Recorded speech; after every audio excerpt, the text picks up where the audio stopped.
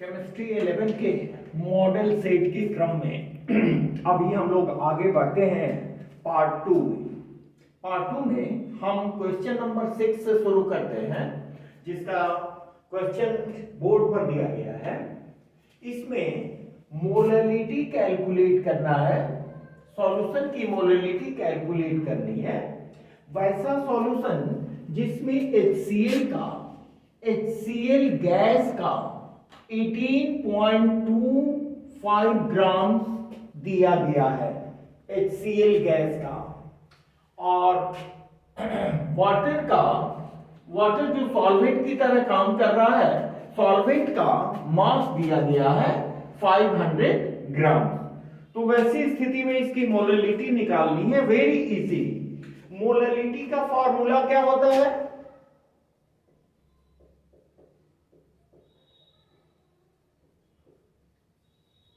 Molality small m is equal to number of moles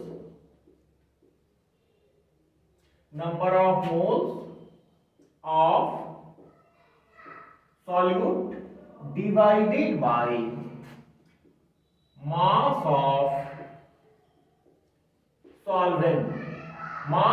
solvent, और यहां दिया गया है ग्राम्स में। तो यहां मास ऑफ सॉल्वेंट ग्राम्स में जब दिया गया हो तो क्या करेंगे, यहां 1000 से मल्टीप्लाई कर देंगे, क्योंकि मास ऑफ सॉल्वेंट हम केजी में लेते हैं। यहां ग्राम में दिया गया है तो उसको केजी में कन्वर्ट करने के लिए हमने 1000 से डिवाइड किया इसको। तो इसको डिवाइड करेंगे तो ये ऊपर में चला जाएगा। अब देखिए, हमारा दिया गया है HCl का 18.25 ग्राम, ठीक है। हमको नंबर ऑफ मोल्स में कन्वर्ट करना है, तो आप जानते हो, यहां देख लें, number of moles of HCl gas is equal to, इसको n से रिप्रेजेंट करें तो ये हो जाएगा given mass of HCl gas divided by molecular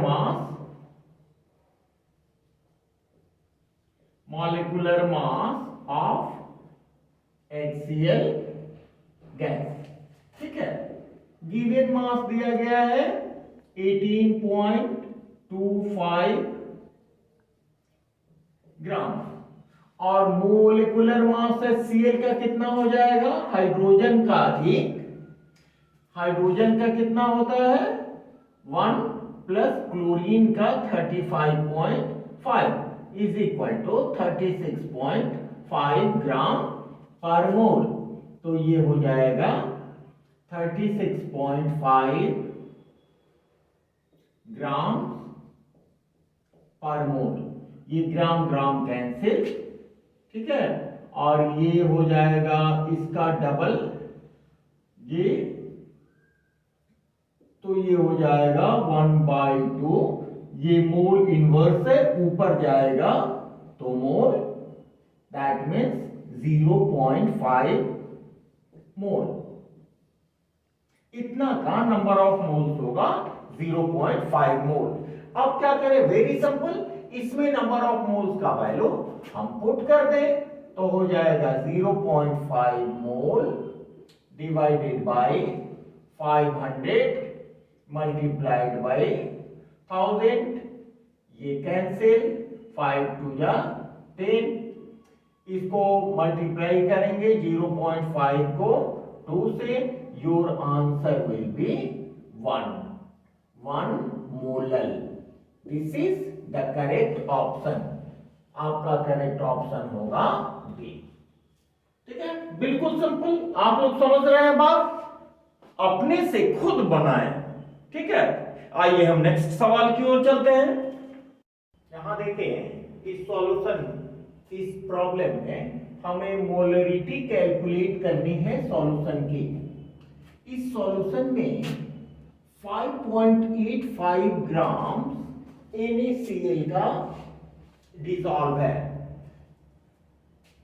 500 ml, माने हर 500 ml के लिए 500 ml में NaCl का 5.85 ग्राम डिसॉल्व है।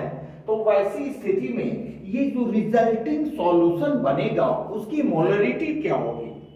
तो मोलरिटी के फॉर्मूला से देखें,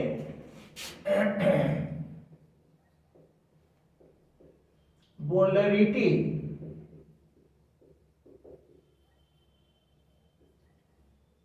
is equal to number of moles of solute, number of moles of solute divided by volume of solution. यहां पर मिलीलीटर में दिया गया है, तो अगर मिलीलीटर में सॉल्यूशन होता है तो आपको फॉर्मूला से याद होगा कि हम ऊपर में 1000 से मल्टीप्लाई करते हैं। क्यों? क्योंकि यहां मिलीलीटर को हम कन्वर्ट करेंगे लीटर में, तो यहां लीटर 1000 से डिवाइड करेंगे तो ये ऊपर चला जाएगा। ठीक है, तो हमें कैलकुलेट करना है सबसे पहले number of moles of solute. यहां पर सॉल्यूट क्या है मेरा? NaCl।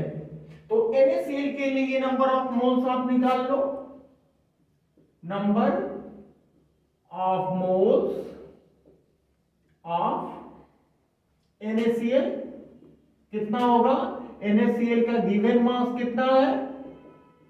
यहां लिख लिया जाए, given mass of NaCl divided by molecular मास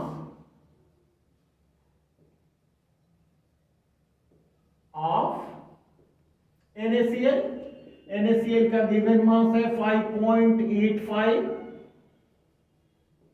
ग्राम और मॉलिक्यूलर मास NaCl का क्या हो जाएगा देख लीजिए, NaCl सोडियम का 23 प्लस क्लोरीन का 35.5, तो ये हो जाएगा 58.5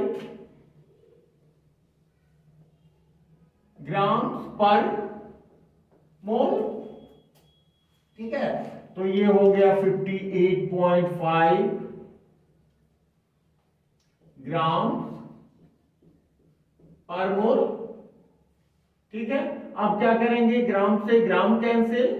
यहां पर देखें 2 डिजिट है डिसिमल के बाद, तो यहां पर आप 100 से डिवाइड कर दो तो ये डेसिमल खत्म, और यहां 1 डिजिट है ये खत्म करो और 10 से डिवाइड कर दो तो ये और ये कैंसिल, ये और ये कैंसिल, आपके पास बचा 1/10।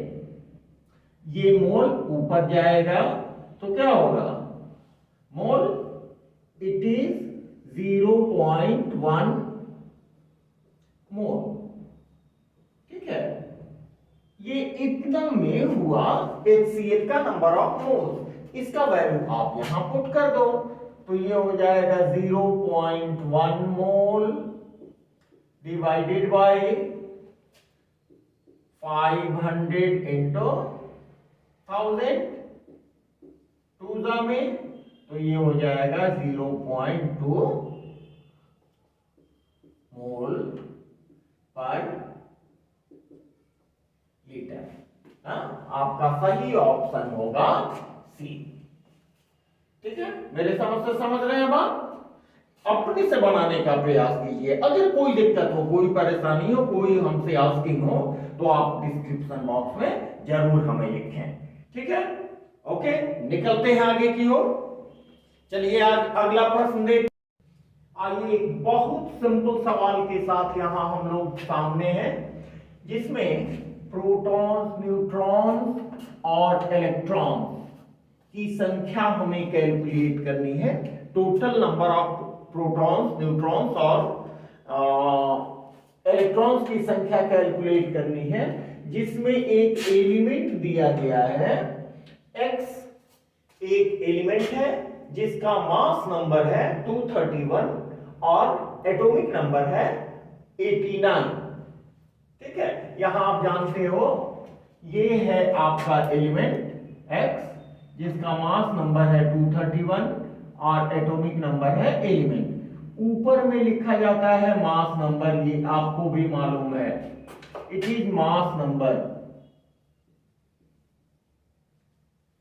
जिसको हम रिप्रेजेंट करते हैं ए से, और नीचे में लिखा जाता है एटॉमिक नंबर, एटॉमिक नंबर,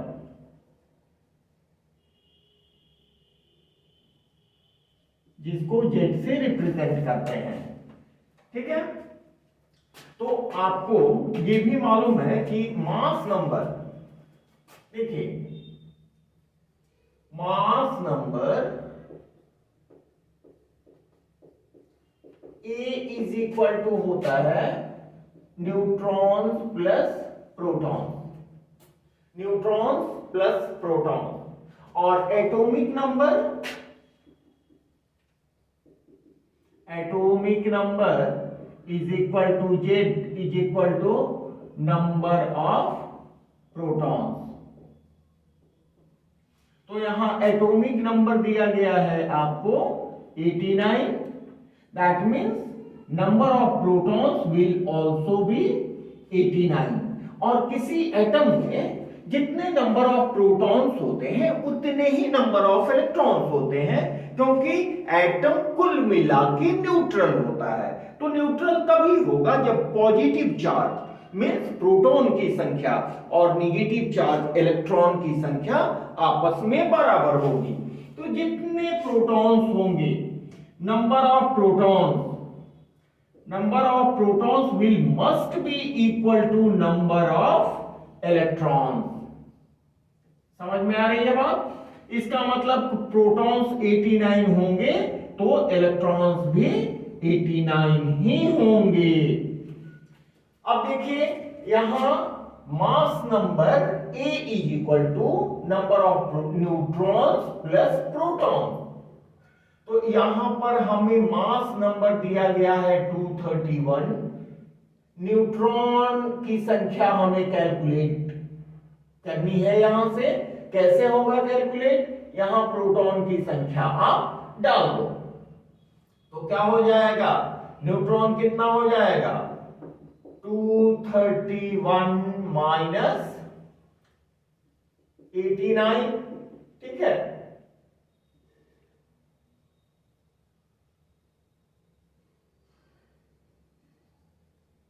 142।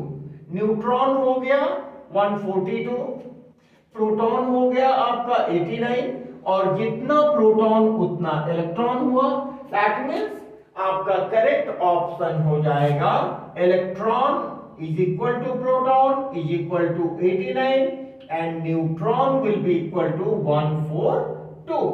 इस हिसाब से आपका करेक्ट ऑप्शन होगा B, 89 proton, 142 neutron and 89 electron. ठीक है, सभी मेरी बात समझ रहे हैं? आप जरूर हमें कमेंट बॉक्स में लिख के हमें सपोर्ट करें और लिखें कि आपको बात ये समझ में आ रही है कि नहीं, या फिर और किसी कॉन्सेप्ट से रिलेटेड मैटर की जरूरत हो तो आप हमें जरूर लिखो। हम इस तरह से बढ़ते हैं अगले सवाल की ओर। यहां देखें इस सवाल में क्या पूछा जा रहा है, atoms with same mass number but different atomic number. Atomic number different होते हैं, इसका मतलब कि ये एटम डिफरेंट एलिमेंट से रिलेटेड होते हैं। ठीक है, तो आइसोटोप्स किसको बोलते हैं? आइसोटोप्स होते हैं एक ही एलिमेंट्स के, atoms of same element,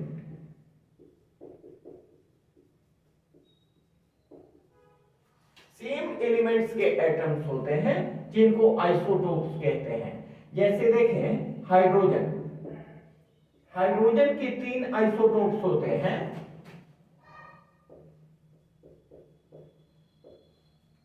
जिसमें एक का मास नंबर 1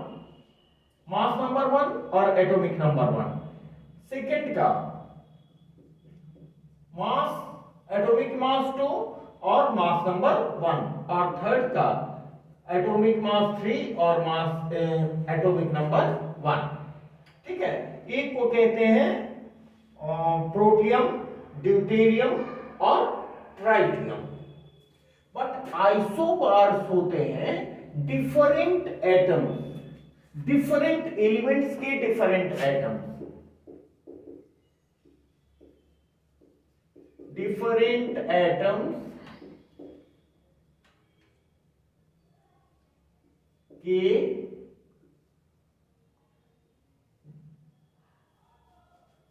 डिफरेंट एलिमेंट्स के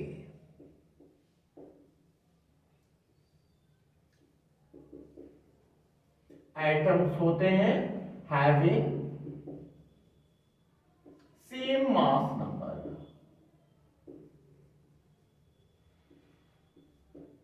जैसे एग्जांपल में देखें, कार्बन, कार्बन का एक आइसोटोप वैसा होता है जिसका मास नंबर 14 होता है। नाइट्रोजन का भी एक आइसोटोप वैसा होता है जिसका मास नंबर 14 होता है, और ऑक्सीजन का भी एक आइसोटोप वैसा होता है जिसका मास नंबर 14 होता है। लेकिन इन तीनों के एटॉमिक नंबर के बारे में आप देखो तो इट इज 6, 7 एंड 8। तो ये तीनों आपस में एक दूसरे के आइसोबार्स कहलाएंगे। तो देखिए atoms, sorry, atoms with same mass number, देखिए तीनों का सेम मास नंबर है बट डिफरेंट एटॉमिक नंबर। यहां आप देखो एटॉमिक नंबर डिफरेंट है, तो इसको क्या बोलते हैं? These are isobars. And isochores are the term is the term related to biology. ठीक है, चलिए आइए नेक्स्ट सवाल की ओर चलते हैं जल्दी में। यहां हम लोग देख रहे हैं कि similar physical and chemical properties of element होता है। एलिमेंट का सिमिलर केमिकल और फिजिकल प्रॉपर्टीज होता है किस कारण से? ड्यू टू द रीजन, किस रीजन से होता है? तो आइए हम किसी एक ग्रुप की बात करें। सपोज करें हमारे सामने है ग्रुप 1 के एलिमेंट्स, ग्रुप 1 के एलिमेंट्स, एक दो एलिमेंट्स को लें, lithium having atomic number 3, sodium having atomic number 11। इसका क्या होता है? 1s2 2s1। इसका क्या होता है? 1s2 2s2 2p6 and 3s1। इसके देखिए ग्रुप में, ग्रुप के जो वैलेंस इलेक्ट्रॉन होते हैं सभी सेम होते हैं। यहां सेम वैलेंस इलेक्ट्रॉन है, same valence electron, same valence electron होने के कारण ही जो एक ग्रुप के एलिमेंट का फिजिकल और केमिकल प्रॉपर्टी होता है वो सेम होता है। बड़ी सिंपल सी बात है। देखिए यहां जब भी ये इलेक्ट्रॉन लूज करेगा तो केवल एक इलेक्ट्रॉन लूज करेगा, जब भी इसकी वैलेंसी शो करेगी तो सिंगल वैलेंसी शो करेगी, क्योंकि इन दोनों में एक इलेक्ट्रॉन निकलने के बाद जो स्ट्रक्चर आपका बनेगा वो स्टेबल स्ट्रक्चर बनेगा। This is stable structure. ठीक है, तो यही इलेक्ट्रॉन है जिसके कारण एक ग्रुप के एलिमेंट की फिजिकल और केमिकल प्रॉपर्टीज सेम होती है। इसलिए आपका करेक्ट ऑप्शन होगा ऑप्शन सी। ठीक है, बात आ रही है समझ में? आते हैं नेक्स्ट सवाल की ओर चलें। ठीक है, देखिए एक बहुत सिंपल सवाल कि हेलोजन किस ब्लॉक के मेंबर होते हैं। ठीक है, तो आपको मालूम है, यहां पर सॉल्यूशन देखें,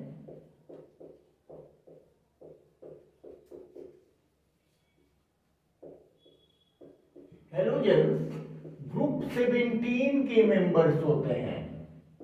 ग्रुप 17 पीरियोडिक टेबल के 17 ग्रुप के मेंबर होते हैं, और 17 ग्रुप किस ब्लॉक में होता है? पी ब्लॉक में। ठीक है, इसलिए नेचुरली हैलोजेंस किस में प्रेजेंट होंगे? पी ब्लॉक में। आपका करेक्ट ऑप्शन होगा ए। ठीक है, बड़ी सिंपल। नेक्स्ट सवाल की ओर आते हैं। एक और सिंपल सा सवाल जिसमें मैग्नेटिक क्वांटम नंबर के बारे में इंडिकेशंस मांगा गया है। तो आपको मालूम है कि size of orbital, shape of orbital, ये सभी को डोमिनेट करता है एजीमुथल क्वांटम नंबर।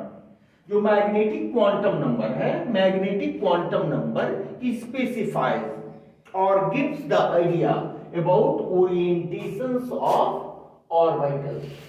तो करेक्ट ऑप्शन इसमें होगा आपका सी।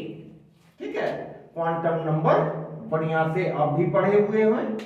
ठीक है, तो इसमें करेक्ट ऑप्शन होगा मैग्नेटिक क्वांटम नंबर किस चीज के बारे में जानकारी देता है? तो इसमें होगा ओरिएंटेशन ऑफ ऑर्बिटल्स। ठीक है, नेक्स्ट एक सवाल की ओर चले हम लोग। यहां देखिए बहुत सुंदर सा सवाल है। इसमें कहा जा रहा है कि collection of iso electronic species.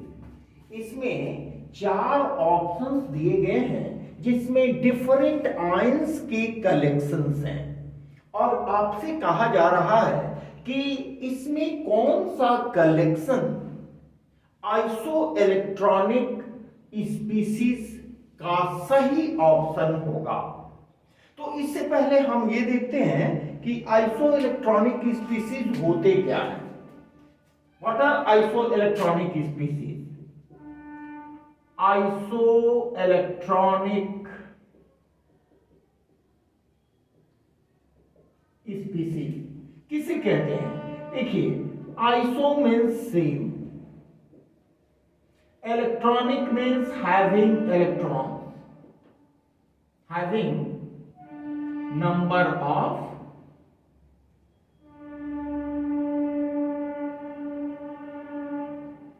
Electron. ठीक है, स्पीसीज वैसा स्पीसीज जिसमें same number of electrons present हो उनको हम आइसो इलेक्ट्रॉनिक स्पीसीज कहते हैं। तो इसमें हम देख लें कि किसमें same number of electrons present है। हम शुरू करते हैं ए से। ए से शुरू करते हैं। पोटेशियम, देखिए पोटेशियम का हो जाएगा आपका 19 दिया गया है 19। तो पोटेशियम में इलेक्ट्रॉन कितने होंगे? पोटेशियम में इलेक्ट्रॉन होंगे 19, लेकिन यहां दिया गया है K+ का मतलब कि इसमें से एक इलेक्ट्रॉन हमने बाहर निकाला है। तो ये बन गया, जितने इलेक्ट्रॉन बाहर निकालते हैं उस पर उतना ही प्लस चार्ज आ जाता है। तो इट विल K+1। ठीक है, तो यहां पर देखें कि प्रोटॉन भी हुआ 19 और इलेक्ट्रॉन एक बाहर निकल गया। तब क्या बच गया मेरे पास? इलेक्ट्रॉन हो गया 18 but proton remains the constant. ठीक है, इसी तरह जितने इलेक्ट्रॉन निकालेंगे, एक हमने निकाल के दिखा दिया। कैल्शियम C+, कैल्शियम का होता है एटॉमिक नंबर 20, इसके ऊपर 2+ है। जितना प्लस है इसका मतलब कि उतने इलेक्ट्रॉन इससे रिमूव हुए हैं।